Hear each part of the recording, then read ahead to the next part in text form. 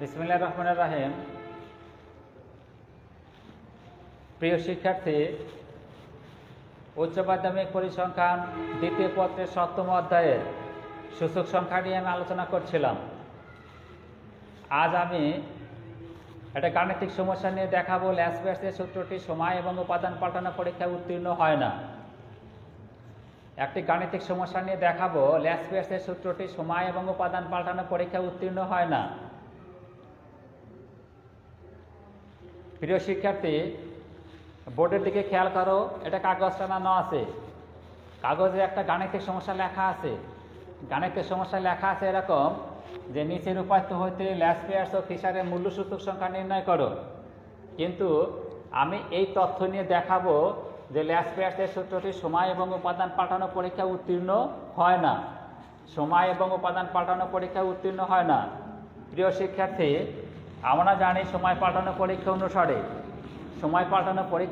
0 into NP0 equal two কত 1, এবং উপাদান পাল্টানো পরীক্ষা অনুসারে 0 ইন্টু 0 QN ইকুয়াল টু যদি 0 VN হয় তখন আমরা বলতে পারবো যে সূত্রটি সময় এবং উপাদান পাল্টানো পরীক্ষায় উত্তীর্ণ হয়।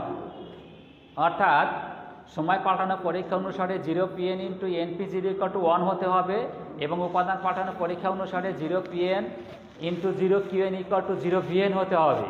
ঠিক আছে শিক্ষার্থীরা? তো আমরা জানি যে ল্যাসপেয়ার্সের সূত্র অনুসারে 0 PN equal to summation PN Q0 divide by summation P0 Q0। NP0 এটা হলো চলতি বছরের ভিত্তি বছরের সাপেক্ষে চলতি বছরের মূল্য সূচক সংখ্যা, এবং ভিত্তি বছরের সাপেক্ষে চলতি বছরের মূল্য সূচক সংখ্যা 0 PN equal to summation PN Q0 divide by summation P0 Q0, এবং চলতি বছরের সাপেক্ষে ভিত্তি বছরের মূল্য সূচক সংখ্যা summation P0 QN divide by summation PN QN। আর একটা দেওয়া আছে এখানে, বা আমরা জানি যে ভিত্তি বছরের সাপেক্ষে চলতি বছরের মূল্যমান সূচক সংখ্যা 0 VN equal to summation PN QN divide by summation P0 Q0। ঠিক আছে শিক্ষার্থীরা?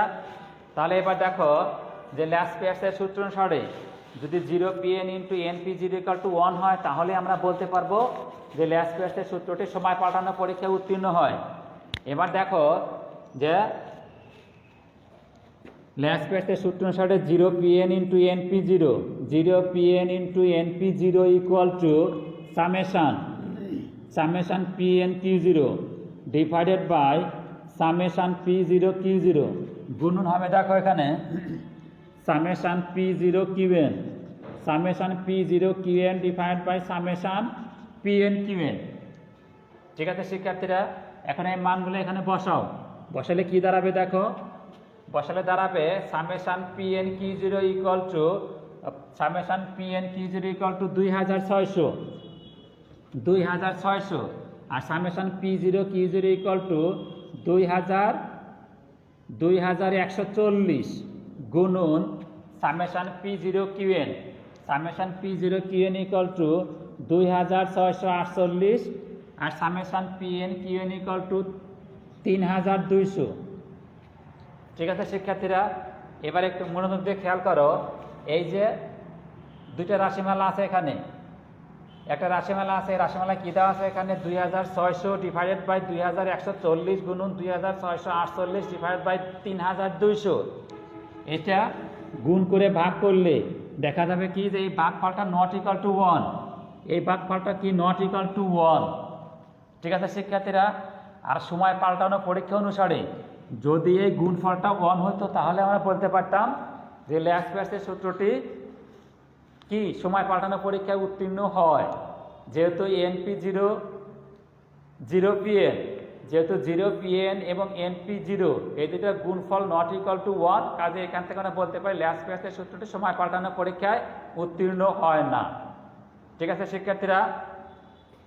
এবার আমি দেখাবো যে ল্যাসপেয়ার্সের সূত্রটি উপাদান পাল্টানো পরীক্ষাতে উত্তীর্ণ হয় না। ল্যাসপেয়ার্সের সূত্রটি উপাদান পাল্টানো পরীক্ষায় উত্তীর্ণ হয় না। আমরা জানি উপাদান পাল্টানো পরীক্ষা অনুসারে যদি 0 PN into 0 QN equal to 0 VN হয় তখনই বলতে পারবো যে সূত্রটি উপাদান পাল্টানো পরীক্ষায় উত্তীর্ণ হয় বা উত্তীর্ণ হয় না। ঠিক আছে শিক্ষার্থীরা, তাহলে দেখো যে ল্যাসপ্যাসের সূত্র অনুসারে জিরো পিএন গুণন জিরো কিউএন ইকুয়াল টু ল্যাসপ্যাসের সূত্র অনুসারে জিরো পিএন গুণন zero QN equal to summation PN Q zero divided by summation P zero Q zero গুণন summation QN P zero divided by summation Q zero P zero equal to summation PN Q zero divided by summation P zero Q zero গুণন, এটা যদি সাজিয়ে লিখি তাহলে কি দাঁড়াবে দেখো, summation P zero QN divided by summation P zero Q zero equal to, এবার দেখো summation PN Q zero equal to summation PN Q zero equal to 2600 আর summation P zero Q zero equal to 2140 গুণন summation P zero QN equal to 2648 divided by 2140 আর এইটা not equal to 3200 divided by 2140 equal to 0 VN. ঠিক আছে শিক্ষার্থীরা, অতএব কি দাঁড়ালো দেখো যে ল্যাসপ্যাসের সূত্র অনুসারে zero PN into NP zero not equal to 1 এবং zero PN into zero QN not equal to 0 ভিএন। অতএব এখান থেকে আমরা বলতে পারি কি যে ল্যাসপ্যাসের সূত্রটি সময় এবং উপাদান পাল্টানো পরীক্ষায় উত্তীর্ণ হয় না।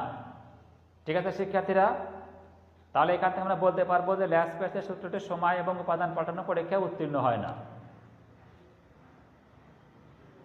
প্রিয় শিক্ষার্থী, আমার আগামী ক্লাসে প্যাশে, মার্শাল অ্যাজওয়ার্ড এবং আর এ ফিশারের সূত্র, এই যে সূত্রগুলো আছে এই সূত্রগুলো সময় এবং উপাদান পাল্টানো পরীক্ষায় উত্তীর্ণ হয় কিনা সেটা দেখাবো আমি।